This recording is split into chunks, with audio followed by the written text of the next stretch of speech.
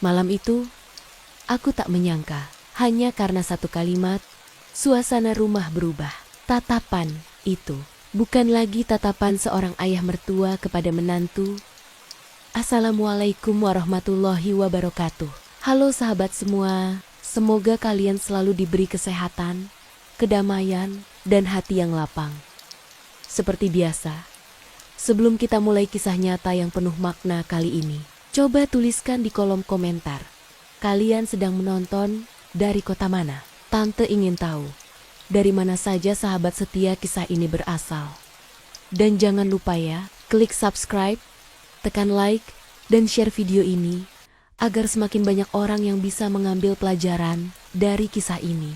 Karena malam ini, aku akan bercerita tentang seorang pria tua yang mencoba bertahan di tengah kesepian, tentang cinta yang datang di waktu yang salah, dan tentang bagaimana perasaan bisa menjadi ujian terbesar ketika hati mulai rindu kasih yang telah tiada. Sejak istrinya, Bu Halimah, meninggal 2 tahun lalu, kehidupan Halim berubah total. Dulu, setiap pagi ia selalu dibangunkan aroma kopi buatan istrinya, suara radio yang memutar lagu lawas, dan celoteh kecil yang menemaninya sarapan.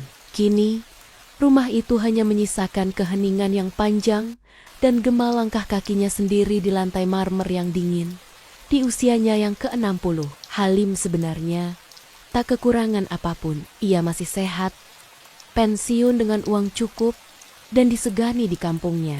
Tapi setiap sore, saat matahari mulai tenggelam di balik pepohonan mangga di halaman, kesunyian terasa seperti menelan seluruh udara. Halim sering duduk di teras rumah sendirian, memandangi kursi rotan kosong di sebelahnya, kursi yang dulu selalu ditempati almarhum istrinya. Kadang ia berbicara sendiri, seolah sang istri masih duduk di sana. Bu, lihat tuh, bunga melati yang kamu tanam masih hidup. Tapi ya, yang punya bunganya sudah nggak ada, katanya lirih sambil tersenyum pahit. Anak tunggalnya, Andi, yang kini berusia 35 tahun, akhirnya memutuskan untuk membawa ayahnya tinggal bersama. Ayah nggak boleh sendirian terus. Rumah ini terlalu sepi, kata Andi waktu itu. Maka, sejak 6 bulan lalu, Halim tinggal bersama Andi dan istrinya, Rina, di rumah mereka yang lebih modern di pinggiran kota. Rina menyambut dengan hangat. Ia perempuan muda berusia akhir 20-an, lembut dan penuh perhatian. Setiap pagi ia membuatkan teh hangat untuk mertuanya, menyiapkan sarapan, bahkan tak lupa memijat pundak Halim kalau melihatnya terlalu lama duduk di kursi. Sikapnya sopan dan penuh hormat, seperti anak perempuan yang benar-benar menyayangi orang tua suaminya. Awalnya Halim merasa sungkan, tapi lama-lama ia terbiasa dengan perhatian itu. Setiap kali Rina tersenyum sambil menyodorkan cangkir teh, ada perasaan hangat yang sulit dijelaskan.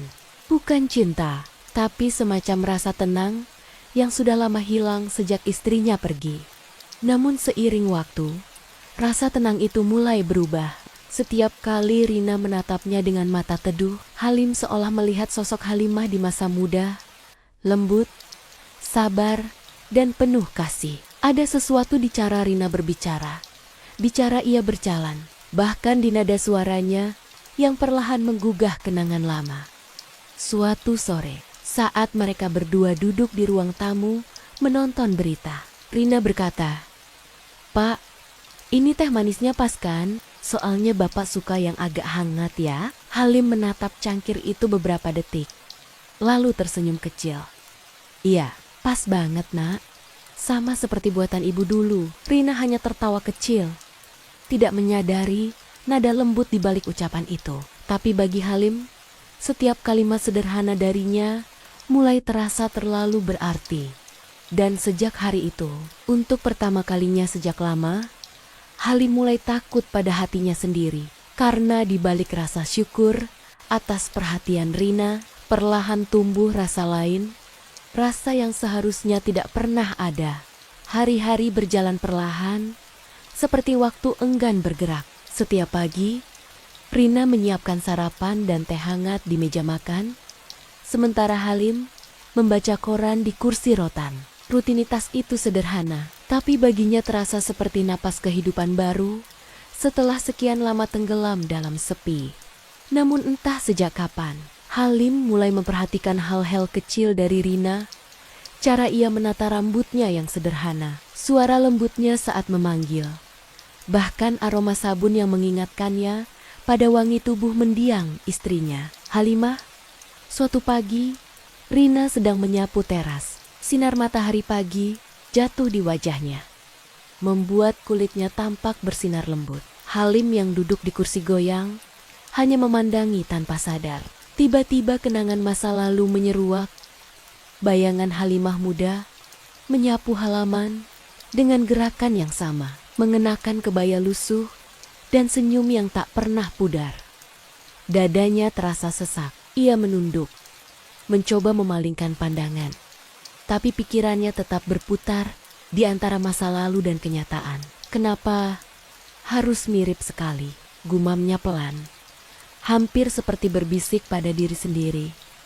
Malam itu, Halim tak bisa tidur. Ia mengambil jaket tua dan keluar rumah. Berjalan kaki ke arah pemakaman di ujung jalan. Udara dingin menusuk kulit, tapi langkahnya mantap. Di bawah cahaya bulan, ia berhenti di depan nisan bertuliskan nama istrinya, Halimah binti Rahman. "Bu," katanya pelan. "Maaf ya, aku sering datang telat. Aku cuma rindu." Tapi rindu kali ini beda. Suaranya bergetar. "Dia itu baik, Bu. Mirip kamu." Senyumnya, suaranya, caranya bicara. "Kadang aku lupa kalau dia bukan kamu." Angin malam berembus lembut, membuat dedaunan berdesir. Air mata menetes pelan di pipinya yang keriput. "Aku tahu ini salah, Bu. Tapi aku nggak tahu harus gimana. Rumah ini nggak sepi lagi sejak ada dia. Tapi hatiku malah makin kosong." Ia menunduk lama. Suaranya hilang di antara suara jangkrik dan hembusan angin malam. Di lubuk hatinya, Halim tahu ia sedang berjalan di jalan yang berbahaya. Namun, di rumah, setiap kali melihat Rina tertawa kecil sambil menyeduh teh, atau dengan lembut menanyakan kabarnya, hati Halim kembali bergetar. Dan dari sanalah, semuanya mulai berubah. Bukan karena niat jahat, tapi karena kesepian yang terlalu lama ia pelihara. Hari-hari berikutnya terasa berbeda. Bukan karena sesuatu yang besar, tapi justru karena hal-hal kecil yang sulit dijelaskan. Rina mulai menyadari, Pak Halim kini sering melamun. Kadang, saat ia menyiapkan sarapan, Halim duduk di meja makan dengan tatapan kosong, menggenggam cangkir teh yang sudah dingin tanpa sadar. "Bapak, tehnya udah nggak panas," ucap Rina sambil tersenyum. Halim tersentak pelan, lalu mengangguk. "Iya, Nak. Maaf, Bapak nggak sadar." Namun yang membuat Rina heran, kini Halim sering bertanya hal-hal yang tak biasa. "Rina, kamu betah tinggal di sini? Atau kamu lebih suka kalau Andi ajak kamu pindah kota?" Bahkan suatu sore, sambil menonton TV, Halim tiba-tiba berkata pelan, "Rina, kamu bahagia kan sama Andi?" Nada suaranya lembut, tapi di dalamnya ada sesuatu, seperti perasaan cemas yang sulit disembunyikan. Rina hanya tertawa kecil. "Tentu, Pak, kami baik-baik saja." Namun dalam hati, ia mulai merasa aneh. Malam-malam di rumah terasa lebih sunyi dari biasanya. Andi sedang ada proyek di luar kota dan akan pulang seminggu lagi. Halim dan Rina tinggal berdua, menjalani rutinitas sederhana, makan malam, nonton berita, lalu tidur di kamar masing-masing. Tapi diam-diam, Rina mulai merasa diawasi. Setiap kali ia berjalan ke dapur, ia kadang melihat Halim menatap dari kursi ruang tamu, lalu buru-buru berpaling saat matanya bertemu. Bukan tatapan tajam, melainkan tatapan kosong yang sulit dijelaskan. Ada kerinduan, tapi juga kebingungan. Suatu malam, listrik di rumah padam. Hujan turun deras. Angin bertiup kencang. dan hanya cahaya petir yang sesekali menyambar dari luar jendela. Rina menyalakan lilin di ruang tengah. Tak lama, Halim muncul membawa senter. Malam banget padamnya. Ya, katanya pelan, sambil duduk di kursi kayu. Rina mengangguk. Iya pak, katanya kabel di gardu kebakar. Beberapa menit mereka diam. Hanya suara hujan dan detak jam dinding yang terdengar. Kemudian Halim bicara lirih, tanpa menatap. Rina, kamu tahu nggak? Kamu itu mirip sekali sama almarhum ibunya Andi. Rina menoleh perlahan, menatap wajah Halim yang setengah tertutup cahaya lilin. Mirip? Gimana maksudnya pak? Caramu bicara, caramu tersenyum, bahkan caramu menyiapkan teh untuk bapak. Kadang aku lupa kalau kamu bukan dia. Rina terdiam. Jantungnya berdegup kencang. Ia tidak tahu harus menjawab apa. Suasana menjadi kaku, dan untuk pertama kalinya, keheningan di rumah itu terasa menakutkan. Setelah beberapa saat, Rina berdiri. Kalau begitu, saya permisi dulu pak. Mau istirahat. Ia masuk ke kamarnya, menutup pintu lebih rapat dari biasanya. Di luar, Halim masih duduk di kursinya. Senter di tangannya mati, menyisakan cahaya lilin yang hampir padam. Ia menatap ke arah pintu kamar Rina yang tertutup, lalu menunduk. Ada rasa sesak, tapi juga penyesalan yang belum sempat diucapkan. Malam itu, keduanya sama-sama sulit tidur. Bukan karena suara hujan, tapi karena ada sesuatu yang berubah, sesuatu yang tak bisa mereka kembalikan lagi.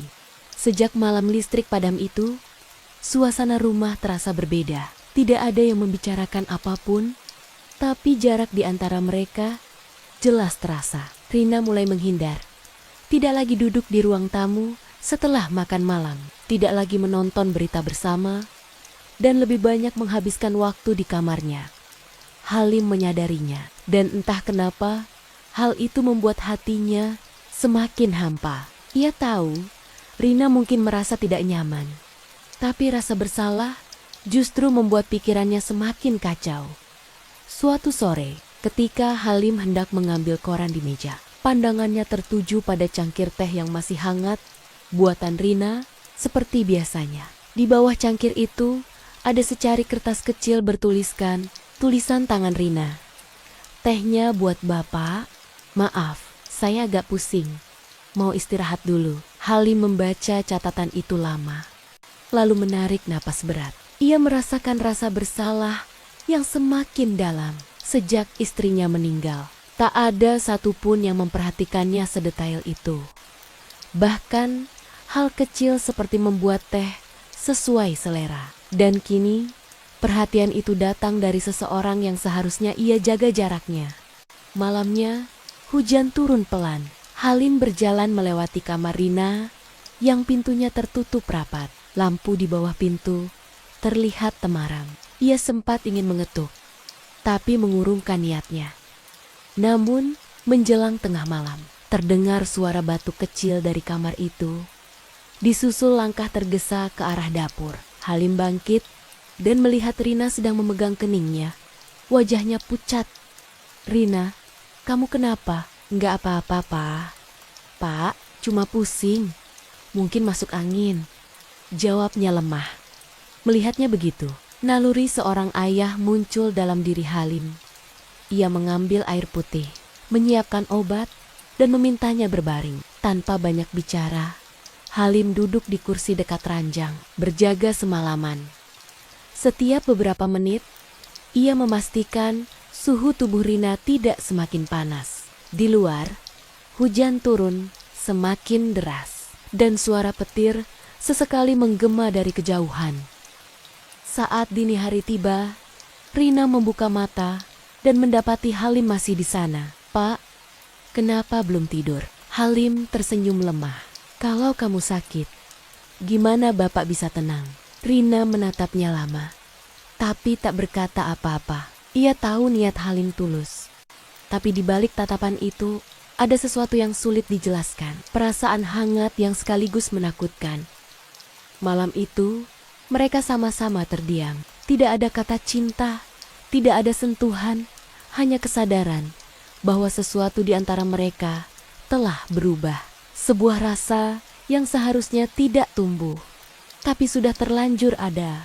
Ketika fajar datang, Halim keluar dari kamar dengan langkah berat. Ia menatap halaman rumah yang masih basah oleh hujan dan bergumam, "Ya Allah, kenapa rasa sayang yang seharusnya menjaga malah membuatku merasa berdosa?" Beberapa hari berlalu, Rina mulai pulih dari sakitnya. Namun keheningan di rumah itu terasa semakin tebal. Mereka kembali pada rutinitas semula. Rina menyiapkan sarapan, Halim membaca koran. Tapi kini hampir tak ada percakapan di antara mereka. Hanya suara sendok yang beradu dengan gelas dan desau angin dari jendela yang terbuka setengah. Halim tahu ia telah menciptakan jarak yang aneh, tapi juga tak tahu bagaimana memperbaikinya. Ia merasa bersalah, tapi di sisi lain, rasa itu justru membuatnya makin sulit berpura-pura tidak peduli. Kadang, saat Rina berjalan melewati ruang tamu, Halim hanya bisa menunduk, pura-pura membaca koran, menahan getaran hati yang tak seharusnya ada. Suatu sore, setelah hujan reda, mereka berdua duduk di teras. Langit berwarna jingga. Suara jangkrik mulai terdengar. Rina menyiapkan teh hangat seperti biasa, lalu duduk agak jauh. Untuk beberapa saat, tak ada yang bicara. Sampai akhirnya, Halim membuka suara dengan nada berat. "Rina, aku nggak tahu sejak kapan semuanya jadi begini. Tapi setiap kali kamu ada di rumah ini, aku merasa hidupku punya arti lagi." Rina menunduk, memegang cangkirnya erat-erat. Kata-kata itu seperti menembus hatinya. Ia tahu ada perasaan yang tidak seharusnya diucapkan, tapi juga tidak bisa dipungkiri. "Bapak orang baik," jawabnya pelan. "Tapi kalau perasaan ini diteruskan, kita bisa kehilangan segalanya." Halim menatapnya. Matanya berkaca-kaca. "Aku tahu, Nak. Mungkin ini hukuman, karena aku terlalu lama membiarkan kesepian tumbuh. Aku hanya manusia yang lemah." Angin sore berhembus pelan, membawa aroma tanah basah dan bunga Kamboja dari halaman. Keduanya terdiam lama, hanya menatap langit yang perlahan gelap. Halim menarik napas panjang, lalu berkata lirih, "Rina, mulai besok, Bapak akan pindah ke rumah lama. Sudah saatnya Bapak belajar sendiri lagi." Rina terkejut, tapi tak bisa menahan air matanya. "Pak, jangan salah paham. Saya nggak benci Bapak. Saya cuma takut." "Aku tahu, Nak," jawab Halim dengan senyum getir. "Justru karena kamu baik, Bapak harus pergi." Sebelum rasa ini berubah jadi dosa, Rina menatapnya lama, lalu menunduk. Air mata jatuh di punggung tangannya. Tak ada kata cinta, tak ada janji, hanya dua hati yang sama-sama memahami, tapi memilih berpisah demi sesuatu yang lebih besar, keluarga dan martabat.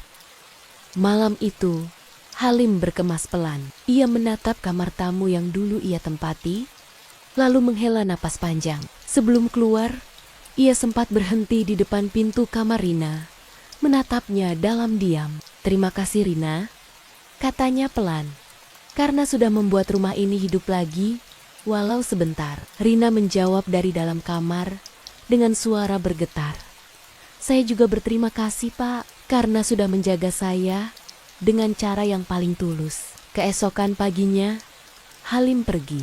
Hanya suara mesin mobil tua yang perlahan menjauh di jalan kecil di depan rumah. Rina berdiri di teras, memandangi kepergian itu dengan perasaan yang campur aduk, sedih, lega, dan hampa sekaligus. Dan di tengah sepinya pagi, hanya satu hal yang terlintas di pikirannya. Kadang, cinta datang bukan untuk dimiliki, tapi untuk mengingatkan kita agar tidak kehilangan arah. Kesepian bisa menguji siapapun, bahkan orang yang paling bijak sekalipun. Namun kekuatan sejati bukanlah pada mereka yang tidak pernah jatuh dalam godaan, melainkan pada mereka yang berani berhenti sebelum semua terlambat Cinta sejati tidak selalu berarti memiliki. Kadang, cinta sejati justru berarti melepaskan dengan cara yang terhormat.